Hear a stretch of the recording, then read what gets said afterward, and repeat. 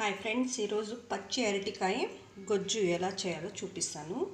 ఇది పచ్చి అరటికాయ కట్ చేసుకొని ఒక రవ్వ పసుపు ఉప్పు వేసి వాటర్లో ఒక బాయిల్ రానిస్తే చాలు.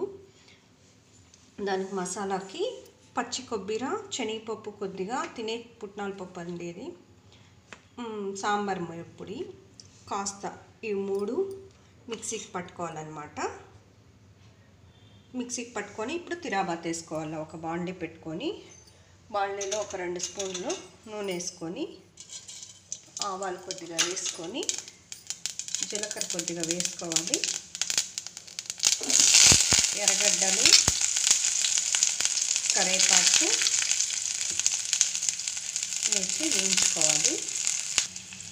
ఎర్రగడ్డలు కాస్త మగ్గాక టమోటాలు వేసుకోవాలి. టమాటాలు బాగా మగ్గాలి. ఇది అన్నానికి చపాతీ సాను చాలా బాగుంటుంది. గ్రేవీకి సరిపడ ఉప్పు ఇప్పుడే వేసేస్తున్నాను. ఆల్రెడీ బాయిల్ చేసేటప్పుడు కాస్త వేసాను, ఇప్పుడు కాస్త వేస్తున్నాను. టమాటాలు బాగా మగ్గాయి. ఆల్రెడీ మనం మిక్సీకి వేసి పెట్టుకున్నాం కదా పచ్చి కొబ్బరి, శనగపప్పు, అది కాసేపు అట్లా కలపాలి. ఒక 2 నిమిషాలు, ఒక 2 నిమిషాలు మగ్గిస్తే చాలు. ఇప్పుడు అరటికాయ ఇందులోకి వేసుకోవాలి.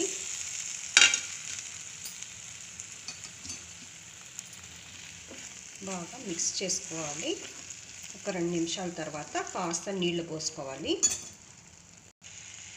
2 నిమిషాల తర్వాత ఇప్పుడు చింతపండు కాస్త నానబెట్టుకొని పిసుకొని వేసుకోవచ్చు, లేదంటే నేనైతే ఆమ్లాచూరు వేస్తున్నాను. ఆమ్లా పౌడర్ కాస్త వేస్తున్నాను పులుపుకి.